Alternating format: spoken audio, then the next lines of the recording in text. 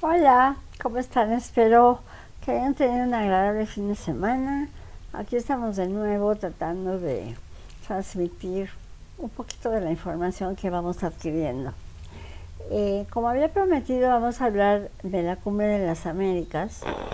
En este caso hablaremos de lo que sucedió en la novena cumbre que tuvo lugar el miércoles, jueves y viernes de la semana pasada.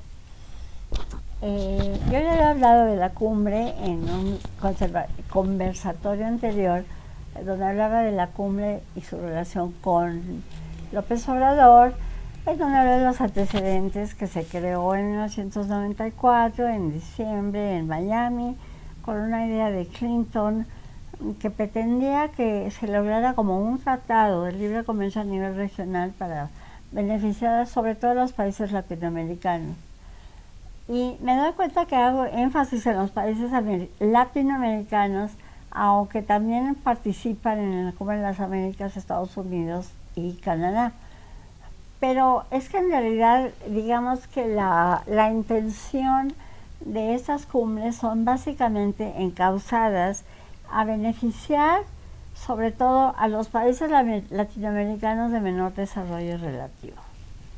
Entonces hablaremos de la novena cumbre que tuvo lugar, repito, la semana pasada en Los Ángeles y que por motivos que ya todos sabemos, el presidente de México decidió no asistir, argumentando que en esta reunión deberían ser invitados todos los países de América. Y como no habían sido invitados ni Cuba, ni Venezuela, ni Nicaragua, argumentando que no son países democráticos, entonces López Obrador decidió no asistir y envió en su lugar a Marcelo Ebrard, nuestro secretario de Relaciones Exteriores. Una de las principales participaciones una vez que terminó la reunión fue del presidente argentino Alberto Fernández, que le reprochó a Biden, que en este caso era el anfitrión de la cumbre, que hubiera excluido a los presidentes de, como lo digo, de Cuba, Venezuela y Nicaragua, y afirmando el señor Fernández que el diálogo en la diversidad es el mejor instrumento para promover la democracia y la lucha contra la desigualdad. Y yo me pregunto, a ver, señor Fernández, ¿se puede hablar de democracia con dictadores? ¿Se lograría con la presencia de estos presidentes que la mencionada lucha contra la desigualdad se pudiera alcanzar en Cuba, en Venezuela y en Nicaragua? Pues yo digo que no. Pero además hay algo importante que se debe citar y que obviamente nuestro señor presidente ignoraba como tantas otras cosas. En la tercera reunión de la cumbre en el 2001 se acordó que todo Estado que rompa con el orden democrático de su país no podrá asistir a la cumbre de las Américas. Es obvio que ni Cuba, ni Venezuela, ni Nicaragua tienen un sistema democrático. Entonces es obvio que están faltando a lo que se dice en la Carta Democrática Interamericana, que esta carta, digamos que es como el marco de referencia de cómo se debe actuar en la cumbre. Entonces, obviamente, ignorando lo anterior, el señor López Obrador hizo su berrinchito y armó el mitote de que no iba a ir y que sí se iba a ir, y creyó que iba a amedrentar a Biden y que Biden iba a doblar las manitas con López Obrador e iba a invitar a estos tres dictadores, lo cual no sucedió.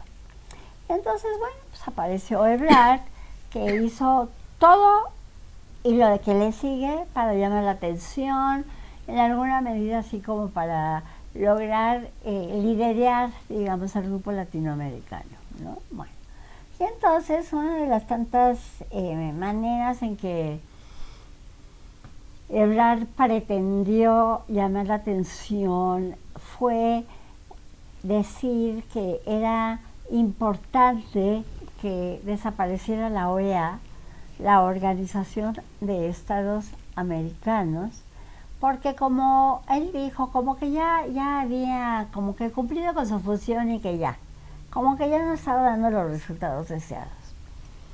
Y entonces yo, pensando en eso, dije, bueno, creo que primero, antes que nada, voy a hablar de qué es la OEA y luego por qué es que tanto Ebrard, o sea, México y otros 7 países desean que desaparezca. La OEA, que es de los organismos internacionales más antiguos porque surgió con otro nombre desde el siglo XIX, pero que se estableció ya formalmente a mediados del siglo XX, tiene diferentes funciones. Para empezar, quiero decir que es el único intento que realmente ha cuajado, llamémoslo así, de integración en los países de América, sobre todo América Latina. Han habido intentos de toda índole, económicos, políticos, sociales, y los países latinoamericanos no han logrado verdaderamente que se arraigue un organismo que logre alcanzar los objetivos para los que supuestamente se crearon, y el único ejemplo es la Organización de los Estados Americanos, y que está formada, insisto, por los países latinoamericanos del Caribe y Estados Unidos y Canadá. Las funciones de la OEA son muy diversas, van desde cuestiones políticas, económicas, pero además también tienen una área importantísima en la cuestión de educación, cultura, ciencia y tecnología. Y al respecto, simplemente un ejemplo. Yo, para recibirme de la licenciatura de Relaciones Internacionales, hice una investigación relacionada a la evaluación de los programas de cooperación internacional científica y tecnológica de todos los países que tenían relaciones en ese campo con México. Se utilizó un método que se llama método Electra, es un método matemático, etcétera, y el resultado fue que el mejor programa que se tenía era precisamente con un programa que se llamaba de Mar de Plata de la OEA. Y el resultado de esa investigación fue que el programa, y creo que ya lo dije en algún momento, que menos beneficiaba a México era el programa con Cuba. Bueno, entonces eso muestra que la OEA no está nada más para cumplir los caprichitos de Ebrard. La OEA es un organismo, como ya dije, que cumple con muchas funciones, entre ellas las de asistir como observador internacional en las elecciones de los países de América Latina, de Estados Unidos y de Canadá. Bueno, y lo que les duele muchísimo, tanto a Ebrard como a López Obrador, como a otros 7 países de América Latina, que por cierto estuvieron aquí en el CELAC, que ya hablé de ellos en otro conversatorio, es que culpan a la OEA de que hubiera habido entre ellos, golpe de Estado en Bolivia, y que por eso hubiera tenido que salir Evo Morales. Y al respecto yo les voy a decir 2 cosas. Primero, la OEA puede decir, estas elecciones fueron ilegales, o bravo, bravo, estas elecciones fueron legales. Es lo único que puede hacer, emitir un juicio, una opinión. Pero él no puede agarrar y decir, se me larga porque fue ilegal. Lo que sí hizo López Obrador, que es ofrecerle al señor Evo Morales, porque perdió las elecciones, porque fueron ilegales. No hubo un golpe de Estado como presumen, porque un golpe de Estado lo dan los militares. Y en Bolivia no hubo ninguna participación militar. Entonces, luego regreso a lo de Evo, pero precisamente salió Evo Morales, que era el presidente, salió el vicepresidente y salieron todos los altos mandos de Bolivia porque habían perdido. Y entonces tuvo que tomar la presidencia de ese país de acuerdo a la Constitución. Ahorita no recuerdo el nombre de esta señora, que era lo que le tocaba de acuerdo a la Constitución, porque los altos mandos habían ido. ¿Y cómo se fue Evo Morales? En un avión que le mandó López Obrador y que llegó a México con todos los lujos neoliberales con los que gozó mientras estuvo aquí, y luego como que dijo, ya me cansé y se fue a Argentina. ¿Ok?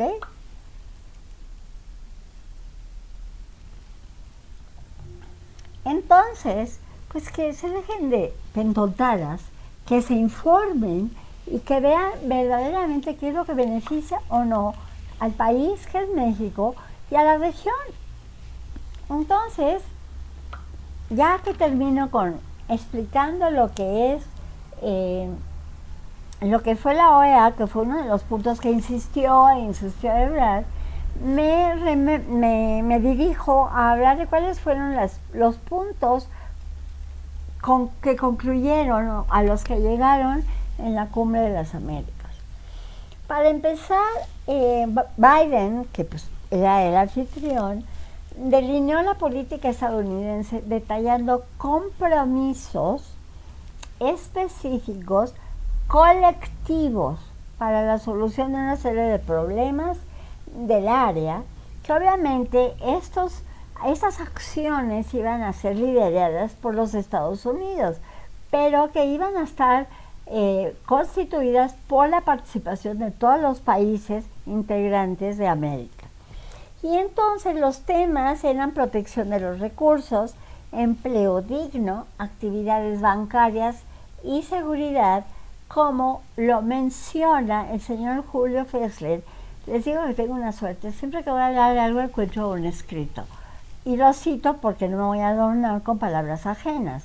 Y en este caso es un artículo que escribió Julio Fessler en un artículo que se llamó México y la Alianza de las Américas en el Excelsior del sábado 11, en donde también menciona que el comercio debe significar un justo reparto para todos y que se debe asegurar una corriente de inversiones en diversas áreas que así lo requieran. En lo referente a las migraciones, que es un punto importantísimo en América, sobre todo en América Latina y Estados Unidos, se firmó por 20 de los 23 países, no pude encontrar cuáles son los 3 que no firmaron, pero se firmó una declaración que incluye compromisos concretos para la solución de los problemas de migración en la región. Y al respecto me quiero referir a que tenemos la idea de que los únicos que sufrimos con las migraciones somos México, que porque pues todos los centroamericanos y los de Haití y del Caribe luego se dejan llegar a México para poder llegar a los Estados Unidos. Yo quiero aclarar que el problema de las migraciones es un problema seriosísimo en toda América, sobre todo en América Latina, y que independientemente de que es cierto que tenemos un serio problema con las migraciones de centroamericanos, no podemos dejar de lado los seriosísimos problemas que los países de Sudamérica tienen, precisamente, por ejemplo, con más de 3 millones de venezolanos que han tenido que abandonar su país, porque hay una dictadura y al que le duele que se sobe. Hay una dictadura que ha provocado, insisto, más de 3 millones de personas que se tienen que ir a algún lado, y ese algún lado es algún país sudamericano que tiene problemas económicos, que tiene problemas de trabajo para su gente y que tiene que recibir gente porque tampoco la van a dejar morir de hambre.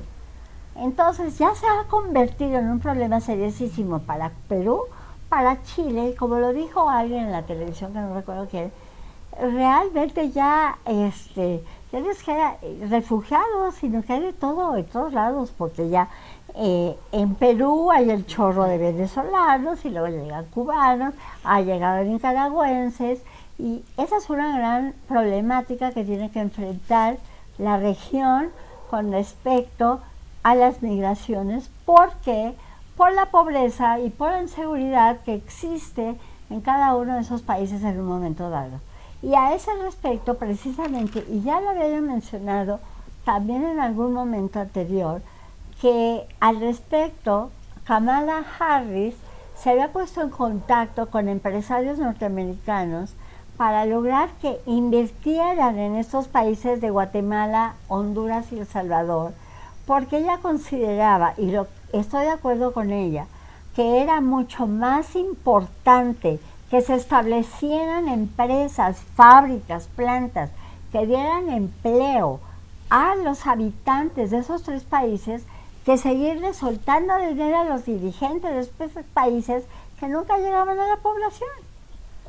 Y que entonces también dije que en alguna medida, además de que solucionaran el problema del empleo y que con eso probablemente disminuirían la necesidad de los habitantes de ahí de abandonar sus países para buscar una vida mejor en Estados Unidos, y por otro lado, estas empresas, que son empresas importantes, como es, bueno, ahorita Starbucks, por ejemplo, o Amazon, etcétera, haría que también hubiera más seguridad, porque estas empresas no van a permitir que los cárteles lleguen y les hagan desmadre y medio para abusar de que paguen derechos de piso, etcétera, que son uno de los tantos motivos por lo que los inmigrantes que salen de Honduras, Salvador y Guatemala tienen que abandonar sus lugares.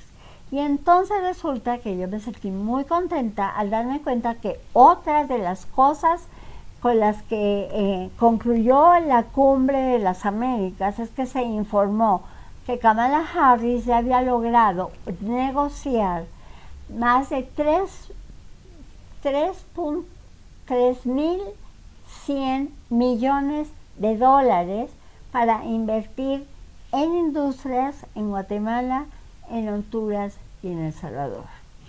Y para terminar, les voy a mencionar que también se hizo mención, que a mí se me había olvidado hablar al respecto, que ya desde hace, creo que por lo menos 3 o 4 años, creo que antes de que empezara la pandemia, Canadá había planteado la oferta, llamémosle así, para migrantes a través de un programa que se llama Programa de Jornaleros Agrícolas, a través del cual Canadá ofrecía a mexicanos y a centroamericanos y personas del Caribe a que fueran a trabajar a Canadá en el área agrícola, dándoles visa, pagándoles un sueldo y teniendo una solución legal de su estancia en Canadá, para que pudiera en alguna medida también solucionarse el problema de las migraciones ilegales.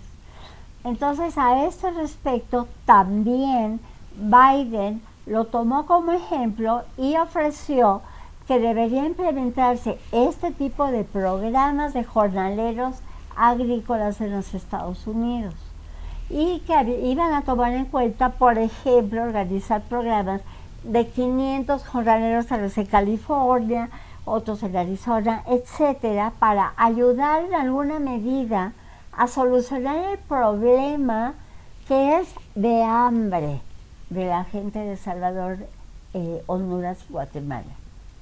¿Sí? Y entonces esto en conjunto fue lo que se concluyó en la Cumbre de las Américas que tuvo lugar el viernes, el final. Ahora, como comentario final, como ya sabemos, todos los seres humanos, yo no sé por qué, bueno, no todos, pero muchos, en vez de decir, híjole, qué padre que están haciendo esto y lo otro, ve lo negativo.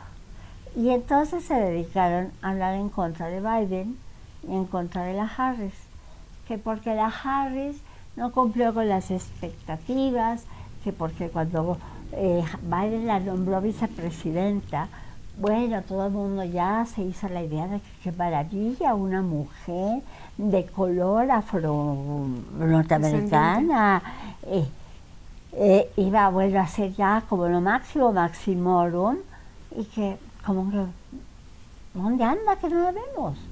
Bueno, yo personalmente considero que es de respetarse que ella no haya pretendido el protagonismo, decir, aquí ya estoy, Biden, hello, ya estás muy viejito, yo voy a tomar la iniciativa. En ningún momento ella ha destacado y ha dejado que Biden luzca en la medida en que puede, porque también voy a hablar de Biden. Bueno, se lo comen Ay, pobre hombre. Nadie piensa el país que recibió Biden, la situación que todavía vive ese país por culpa de Trump, las broncas internacionales que tuvo que empezar a afrontar y que en esas está. Entonces el señor Biden está primero tratando de que la gran polaridad que dejó Trump y que sigue fomentando entre demócratas y republicanos, entre la supremacía blanca y los demás, que sigue dando lata. Tiene que mediar y tiene que tratar Biden de que las cosas se den, de presentar programas de apoyo a los que menos tienen, aunque no lo crean, lo ha estado haciendo desde que llegó a la presidencia, que tampoco se habla mucho de ello, porque lo que se habla es cómo criticarlo. ¿Cómo salieron? ¡Qué barbaridad! ¿Cómo salieron los norteamericanos de Afganistán? Señores, toda la bronca de Afganistán la tenía cocinada Trump y le tocó a Biden llevarla a cabo con toda una serie de antecedentes que ni conocemos, pero aquí estamos para criticar, ¿verdad? Y todavía no se acaba de juzgar ni a Trump ni a ese grupo de locos, enfermos mentales que atacaron el Capitolio, que es la primera vez en la historia de los Estados Unidos que sucede una cosa así, y que obviamente pone en duda, así, pues no que Estados Unidos es la democracia del mundo, pues no será la democracia del mundo, porque está formada por seres humanos, que algunos se equivocan, algunos quieren joderse al otro para llegar a donde sea, y dentro de todo, bueno, pues han hecho lo que han podido, por un lado. Por el otro lado se le acusa y se le acusa de hegemonía, que abusa y que se ha aprovechado de la pobrecita de Cuba, porque el bloqueo, ¿no? No leen los periódicos. El señor Biden hace 3 meses tal vez declaró que iba a aumentar las remesas que de Estados Unidos llegan a los ciudadanos cubanos. Y como yo lo dije también en un video anterior, el bloqueo es al gobierno de Cuba, a los dictadores cubanos, pero tratan de ayudar en forma humanista a la población cubana. Y llegan alimentos, y llegan medicamentos, y ahora está tratando de ayudar con eso de las remesas, que es lo que pasa aquí en México, que también López Obrador se adorna como si él hubiera hecho la maravilla, porque cada vez nos llegan más dólares de los mexicanos que se tuvieron que ir a trabajar a Estados Unidos porque aquí no hay empleos. Y eso lo considera López Obrador como un éxito de él, cuando debería ser de vergüenza que tengan que estar en Estados Unidos trabajando mexicanos porque aquí no se crean empleos. ¿Sí? Entonces, por un lado se comen viva a la Kamala, por el otro lado se comen vivo a Biden, y por el otro lado de nuestro país tenemos un presidente que está desubicado y que vea de tú por tú a Biden pensando que puede intimidarlo. ¡Ay, qué miedo! Que no voy a ir, se va a asustar, por favor, que se ubique, caray. Entonces, esas son las conclusiones que se dieron en la cumbre de las Américas y posteriormente las conclusiones mías con respecto a Biden y a las situaciones que están viviendo los Estados Unidos. Y ya para terminar nada más, López Obrador en su mañanera de ayer o de antier ya se agarró del chongo con 3 senadores norteamericanos. Ay, sí. Bueno, ¿qué le pasa? O sea, ¿con quién cree que habla? Y qué complejo, ¿no? O sea, que se ponga al tú por tú con estos senadores norteamericanos y que ahora esto sea una pauta para decir, ok, te voy a decir quién soy yo, te voy a decir todo lo que he hecho, pero tú también, porque yo voy a sacarte tus trapitos al sol. Entonces, pues si alguien sabe los trapitos sucios de México, es Estados Unidos. Esos senadores. Entonces, pues se va. Esos senadores sobre todo lo acusan de estar ligado con el crimen organizado de México. Bueno, pues para muestras. Los 25 camiones armados, ¿no? Camionetas armadas que acaban de pasar frente a militares. Las 4 visitas a, no recuerdo el nombre, en Sinaloa, donde está el centro del cártel de Sinaloa y del Chapo, y su mamacita y familita y demás. O sea, yo no voy a entrar ahorita en eso, simplemente eso es lo que dijeron los senadores. Y es que la respuesta de López Obrador siempre es que presente pruebas. Primero que aprenda él a presentar pruebas de todo lo que acusa y luego ya veremos, ¿no? Ese y ahí no me vengan con que la ley es la ley. Ay, Dios mío. Bueno, pues yo creo... ya me acordé, quería mencionar nada más una parte de lo de las migraciones, que hay una película muy buena. Creo que hay dos cosas que quería decir. Que las migraciones es un producto antropológico natural del ser humano y de cualquier especie natural. Todos estamos buscando expandirnos, crecer, movernos, progresar, existir, aunque sea, por lo menos existir. Y que para concientizarnos respecto a este tema, los invito a la Cineteca Nacional, que es un bellísimo lugar en la Ciudad de México. Y ahorita hay una película que se llama Flee, Huyendo de casa, que también es la historia de no me acuerdo si era iraní, si de Afganistán. El caso es que es la historia de un hombre pues que luchó contra todo lo que tuvo que luchar para poder estar vivo, y una de esas cosas que tuvo que hacer fue olvidarse de su familia. O sea, dejar a tu familia en otra parte del mundo y llegar a otro lugar para existir, tener que decir soy huérfano, no tengo a nadie, creo que está canijo, es de dolor. Entonces, pues nada, solo quería hacer esa invitación, y que es una película que está, bueno, un documental que está grabado en persona, pero que también está en cartoon. Entonces, pues la caricatura lo hace más ameno. y pues nada. También quería agregar que dentro de 2 días quería invitarlos a todos. Vamos a tener una conferencia aquí en la Alcaldía Cuauhtémoc respecto a la Ley General del Adulto Mayor y la asertividad, la comunicación asertiva en familia. Y bueno, de esto y más podemos seguir hablando aquí Miriam y yo todos los días. Sí. Nada más para concluir, ya que está hablando, me recuerda primero que cuando hablé del papel de la mujer en la historia, estuve hablando de las migraciones desde las cavernas hasta ahora. Y bueno, nosotros estamos hablando de las migraciones, sobre todo nosotros mexicanos, de las migraciones de Centroamérica. Pero ¿qué pasa con todas las migraciones que se dan desde Libia, desde Siria, que se ahogan en el Mediterráneo y que de repente no los dejan entrar porque ya llegaron muchos a Alemania, porque ya llegaron muchos a Italia, y la situación es terrible? Entonces, probablemente esta película es un ejemplo de eso que se vive. Y que pues, aquí estamos muy cómodos viendo la grilla política y el abuso cuando hay cosas mucho más importantes.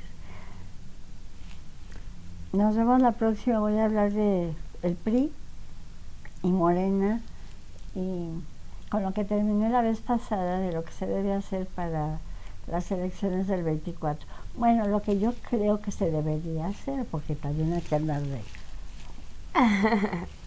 No, ¿verdad? Gracias, que les vaya padrísimo, que Dios los bendiga, abrazos, y esperamos sus comentarios, y agradezco los que llegan, y hay que seguir adelante. Gracias. Hasta entonces.